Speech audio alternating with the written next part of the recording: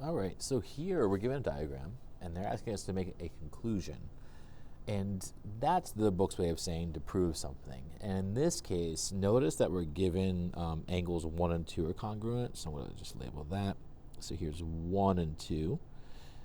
Those are two alternate interior angles. OK and PJ are two lines, right here and here, and with a transversal OJ. And if you have alternate interior angles that are congruent to each other, then you have parallel lines. So I'm going to say this in my little proof. So we have a statement, and we have a reason. And from step 1, we're given right away 1 is congruent to 2, and that's going to be a given. Excuse me, we're at 1. 1 is congruent to 2. That's step 1, and that's given. And then from there, we know that OK is parallel to PJ. And again, the reasoning is something like this.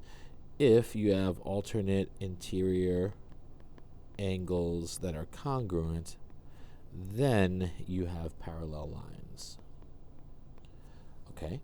And if that's true, we can use the side splitter theorem to say that our conclusion is correct, that the ratio of Km to Jk is equivalent to the ratio of MO to OP. So MO to OP. And I don't recommend this for class, or in general, I'm going to just for myself right now put the side splitter theorem, okay? And I'm going to erase that. I don't want to just encourage that. So side splitter theorem is the reason for this. You could also get to the side splitter theorem just through some manipulation with similar triangles. If you don't remember it, you could look at triangles OMK in this case, and PMJ, and manipulate the ratios. You'll eventually get there. So that's number 15. Okay, let's go to 16. All right, so this one, we're looking at the angle bisector theorem here. I could tell because you see this right here. This is VS. And 4 and 5, they look congruent. So I'm going to try to apply that angle bisector theorem. We have two adjacent angles which are congruent. Let's try to get there. So I'm going to write out my statement and my reason. Okay, and the thing we're trying to prove is a ratio. We'll get there. And this time I'll add a column with a line in the middle. Didn't last time, I'll do it this time. So what do we know first? We know angle 3 is congruent to angle 5, and that's a given. All right. And in this case, you might be able to tell that 3 is congruent to 4. And I'll highlight in the diagram. Right, we have this line, one straight line, and a second.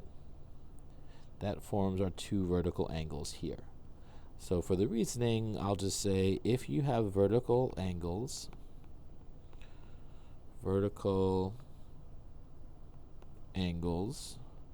then they are congruent. Okay, so we've got 3 and 4 are congruent to each other. Let me go back to step 3 now. We also know that 4 and 5 are going to be congruent to each other. How do we know that? Well, look at the information you have so far. 3 is congruent to 5, and 3 is congruent to 4. So both 4 and 5 are congruent to 3, so they're both congruent to each other. And that is the transitive property. Now, once you have that information, I'm going to label that. So these are actually all congruent. That means we can now apply the angle bisector theorem. And let's see if we can get straight to what they want. They're asking for the ratio of RV, okay, to VT. And they're saying that's equivalent to the ratio of RS to ST over here. And that's exactly correct. Say like this side and to this side is also congruent to the ratio of this side, VT, to ST. That's another way to write it. But if you also write it this way, that is another rearrangement of that proportion. So RV to VT, the two sides forming the angle 4 plus 5, is proportional to RS to SC, the segments it kind of sets up on the other side. So RS to ST. And that is the angle bisector theorem. All right, so that's angle bisector theorem. I think we have a couple more. So let's go ahead and I think I'm the next page. All right, 20. Here we're trying to find the perimeter. If you look at it, it looks like we've got two parallel lines and we're given that information, so that's correct. So GK and HJ are parallel. So we're going to try to use the side splitter theorem. When you're doing this, try to put your variables up top if it's possible. And in this case, we have x plus 3 to 9. That's going to be equal to x minus 2 to 4. This is what the side splitter theorem tells us. So how am I going to solve for x? I can multiply both sides by 9 and then both sides by 4. That's one option. Or I can multiply both sides by 36, which is 9 times 4. That'll eliminate my two fractions. So what does that mean in terms of actual arithmetic and distribution? X plus 3 is some quantity. We're multiplying it by 36 and dividing it by 9. That's the same thing as just multiplying it by 4, right? And sometimes you might say that by saying, well, 36 over 9 is 4. Same idea. On the right-hand side, we have x minus 2. That's some quantity. In this case, we're multiplying by 36 and then dividing it back by 4, which is the same thing as multiplying it by 9. And we might also say that by saying these cancel out to 9. All right, so now we're trying to solve for x. I think the best thing for me now is to distribute my 4 and 9. So on the left, we have 4 x's and 4 3's. That's 4x plus 12. On the right, we have 9 x's and 9 2's, which is subtracting 18. Now I want to solve for x, subtract 4x on both sides. So we get 5x minus 18 equals 12. All I did was subtract 4x. Add 18 to both sides. That's 12 plus 18 is 30 equals 5x. Then divide by both sides by 5. X is going to be 6. Once we know x is 6, we can solve the problem, which is to find the perimeter. So 6 plus 3 is 9. 6 minus 2 is 4. Oh, we still have to find y. So let's find that. So here we have two parallel lines. So again, all the corresponding angles are congruent to each other, here and here, here and here. So by angle similarity, we have triangle, I'll write this down, triangle FGK is similar to triangle, that's a small triangle up top, FHJ, the bigger triangle, which means the ratio of all the corresponding sides are proportional. So I want to solve for y, so the ratio of y in the bigger triangle to 7 in the smaller triangle has to equal any of the ratios I choose to use. I'll use the smaller one, which is 8, the sum of the sides, to 4, the smaller side there. It's 2 to 1 ratio, so y is 14. And then now we can find the perimeter. If we add up all the sides, we get 9 plus 9, so 18, plus 4, 8, plus 14. So 22 plus 18 is 40. That's our perimeter. And then I think we're on to our last one. So 24, another perimeter problem. Notice it's very similar. In this case, you're not going to be able to have all of your numerators have variables in it.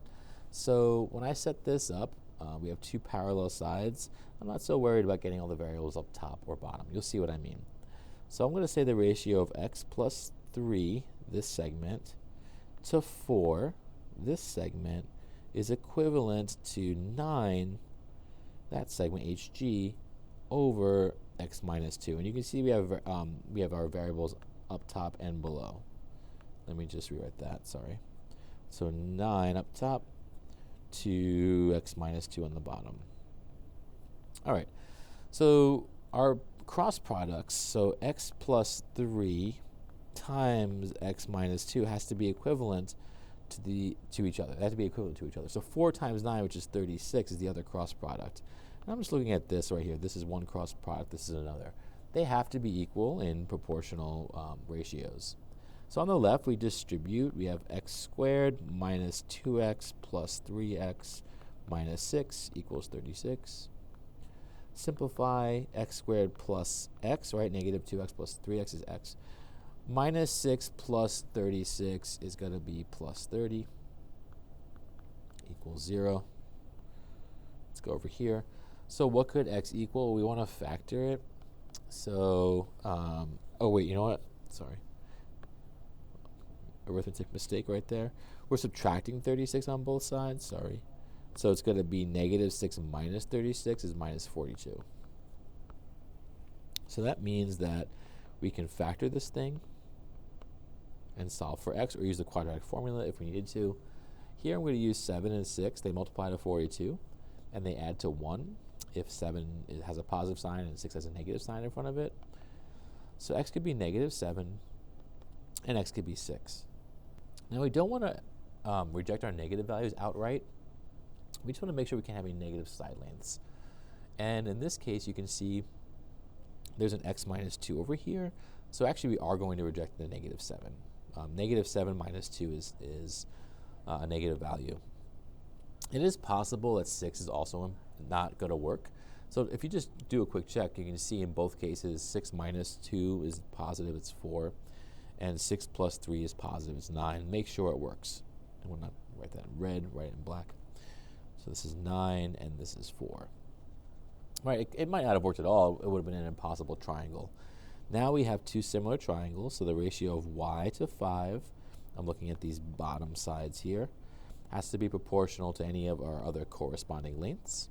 So I'll say, it doesn't really matter here. Let's say this length right here, that's the side length of the big triangle, which is going to be 9 plus 4, that's a 4, which is 13, to the smaller length here, which is just 4. These have to be equal to each other, and we want to solve for y, multiply by 5 on both sides. 5 times 13 is 65 over 4. Okay. Now that's not going to reduce, but again, in this case, just grab my calculator real quick. 65 divided by 4.